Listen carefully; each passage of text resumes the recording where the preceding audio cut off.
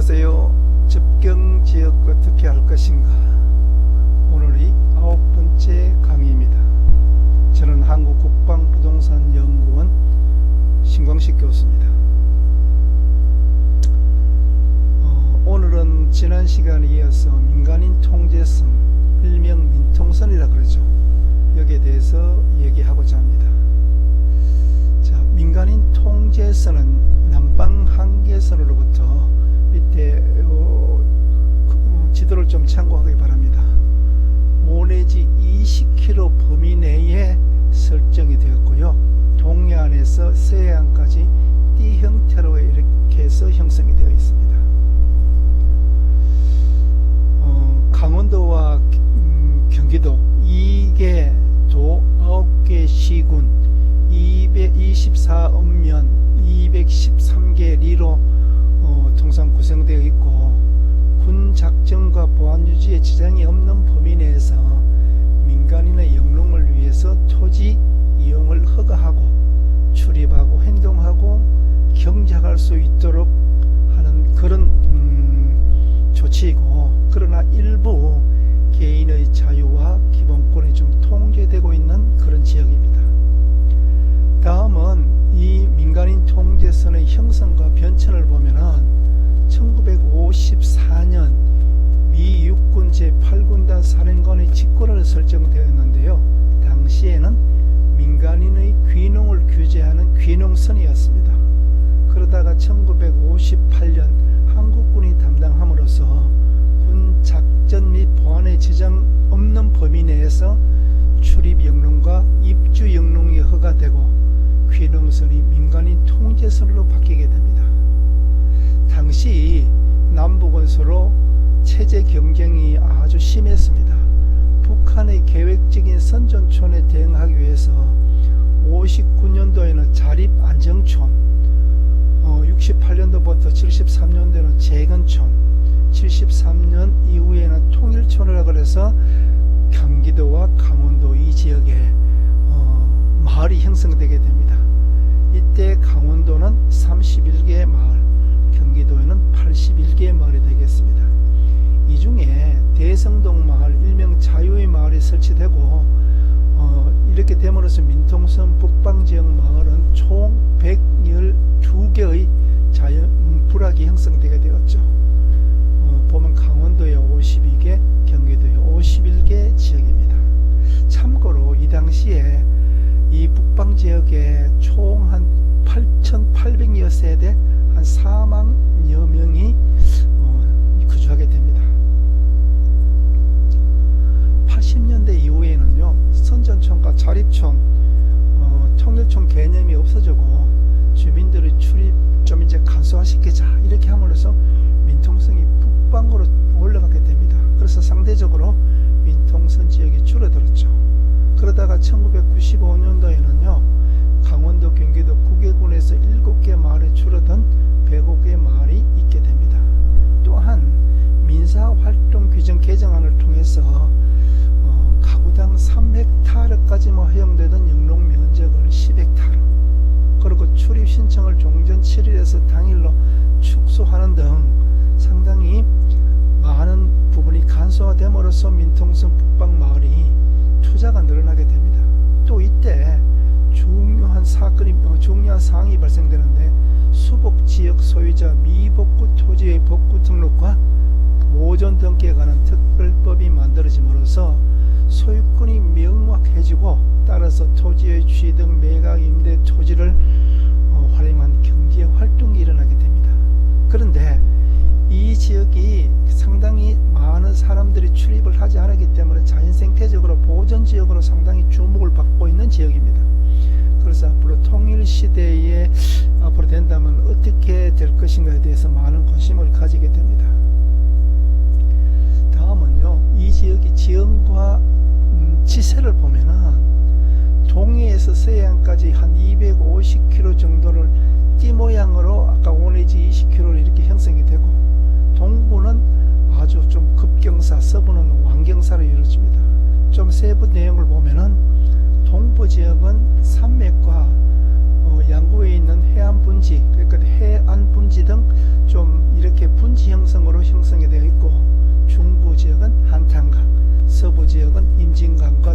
소유 지역으로 이렇게 구성되어 있습니다. 세 번째, 사회와 문화적인 특성을 보면은 이 지역이 다른 지역하고 다르게 좀 독특하다 하는 것입니다. 왜 그러냐면 원주민보다는 외래에서 들어온 인구 구성이 훨씬 많다. 이렇게 됨에 따라서 기존에 있는 사람과 외부에 유입된 사람의 풍속과 풍습이 서로가 이렇게 형성되면서 좀 다른 문화가 형성이 되어 있고, 또 이 지역에 군부대가 많기 때문에 군사 문화까지 포함되어 있다 하는 것입니다. 앞에서도 제가 설명했다시피 양구군 해안면은 펀치볼이라 그래서 아주 좀 색다른 그런 마을을 보게 되는데요. 이 56년도에 여기서 유휴지 개관을 목적으로 이 지역이 외부 인원이 들어감으로써 형성되게 됩니다. 그래서 이 민통선 지역은 학계에서도 상당히 연구할 대상이고요.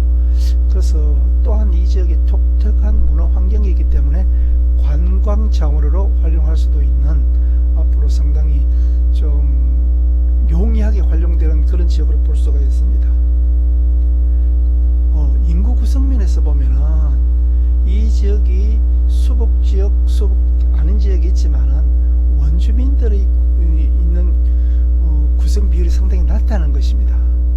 그러다가 1987년도에 자연보호중앙협의회에서 이 지역을 이렇게 조사를 해보니까 원주민 구성이 10%를 넘지 않는다는 것입니다. 그런데 이 중에서도 강원도 철원군하고 인천광역시 광화군 교동면은 원주민 구성률이 상당히 높다. 왜 그러냐 보니까 광화군 교동면은요, 이 지역이 좀 고립되는 지역이었고, 철원군은 상당히 곡창지대인 것으로 분석이 될 수 있습니다. 그런데 철원군 김하음 유곡리라는 마을은 전역을 앞둔 현역 장교와 하사관들이 이 지역에 들어감으로써 형성된 마을입니다. 그래서 앞에 설명한 것을 다 이렇게 보면은 문화적 갈등 현상을 일으키면서 새로운 풍속과 풍속이 형성되었습니다. 그 몇 가지 면을 보겠습니다. 의례 생활 면에서 보면 이 지역이 농경생활하는 지역이었죠. 그렇게 하다 보니 산천제, 도산천제, 산신제, 당신제 이런 것이 행하여져 왔는데, 문제는 이것을 개성시키기도 어렵고 그런 환경이었고, 또한 외부 문화가 들어옴으로써 차츰차츰 그 지역의 고유의 문화가 사라지는 그런 내용이 되겠습니다. 그런데도 불구하고 강원도 양구군 해안면에는 도산천제가 아직까지 명맥은 유지하고 있고요. 그 다음에 앞에 설명한 인천 강화군 교동면 산제, 그 다음에 강화군 서도면 보름도에 있는 당제, 이런 것은 아직까지도 명맥을 유지하고 있는 그런 지역입니다. 그런데 또한 철원군 대마리는요, 이 지역이 백마고지 유명한 옛날에 6.25 때 전투 지역이었죠. 그래서 주민하고 군부대가 함께 위령제를 매년 10월에 지내고 있습니다. 다음 언어의 변화가 좀 색다른 지역으로 볼 수 있습니다. 이 지역은 강원도 영서지방과 경기도 북부지방의 방언이 그대로 좀 혼용되어 있습니다. 예를 들면 가을에를 가을개, 고치다를 곤치다 등등입니다. 그리고 이 지역이 민통선 북방지역과 그 인접지역의 표준어, 방언 이런 것이 혼재됨으로써 고유의 언어가 빨리 소멸되고 있다, 이렇게 볼 수 있습니다. 그 다음에요, 특정 지역 주민들이 이렇게 이주한 지역도 많다는 것입니다. 철원군 건남면 마현리는요, 경상북도 울진군에 있던 사라오 태풍으로 피해를 입은 이재민들이 59년도에 이주를 했습니다.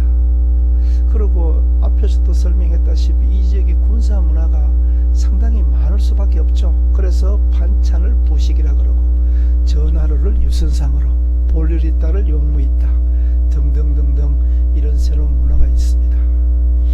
다음은 토지 분쟁을 좀 얘기하고자 하는 건데요, 요거는 다음에 별도로 제가 한 강좌를 할 예정입니다. 이 지역이 앞에서도 설명했다시피 농업지역입니다. 그렇게 하다 보니까 토지 소유 문제가 최대 쟁점입니다.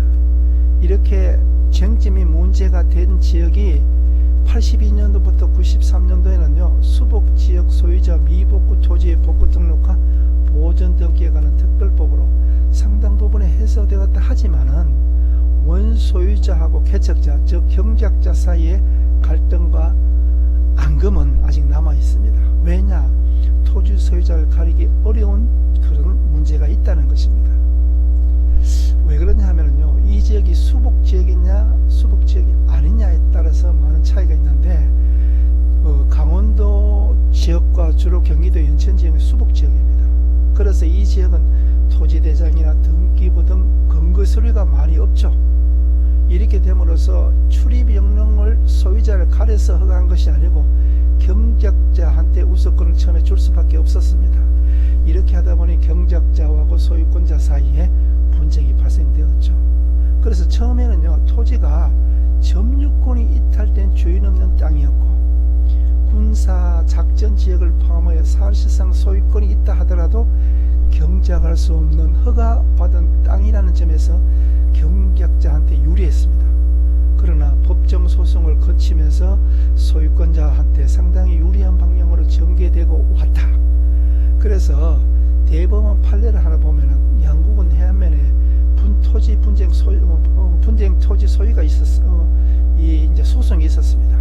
그런데 첫째, 군 작전 지역이라 하더라도 소유권을 배제한다 하는 헌법 정신에 준한 근거가 없다. 두 번째는 한국 동문회 점유권 이탈이라 했지만은 불경 농지 개념에 속하지 않는다. 그리고 세 번째는요 군인의 행정당국에서 유의지를 경작자한테 분배한 것은 임시적인 조치에 불과하다.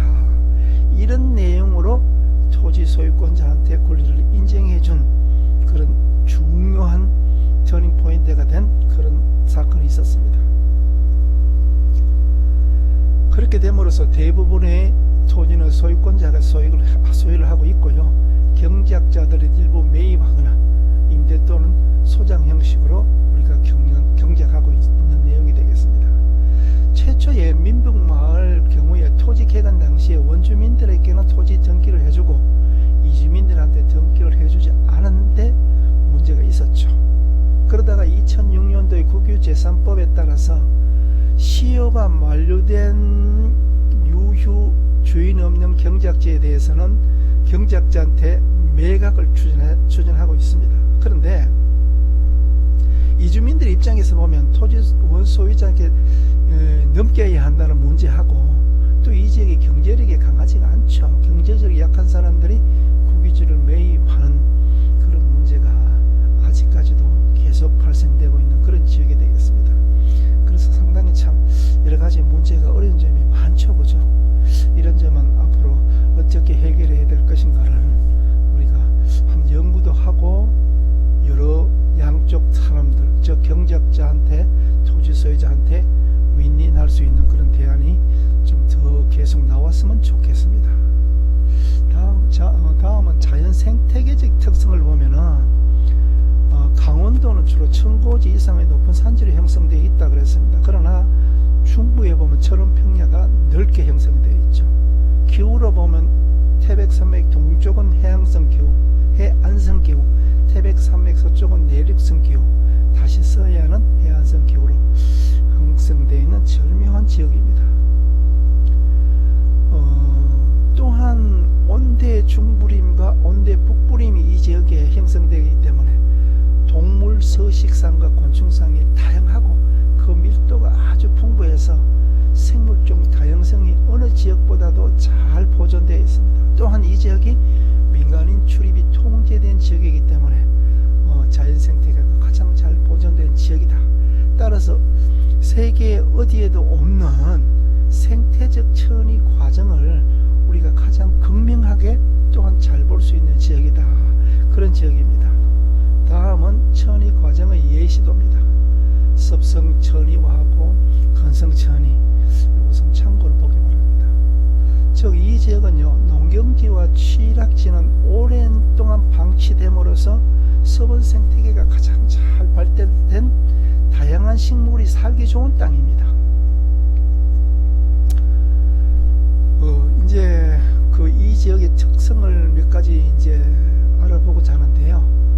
먼저 이제 샘통과 조류라는 이런 면에서 보면 이 지역은 흑두루미, 두루미, 제두루미 등등 민통선 북방 지역의 철원평야가 철새의 도래지입니다.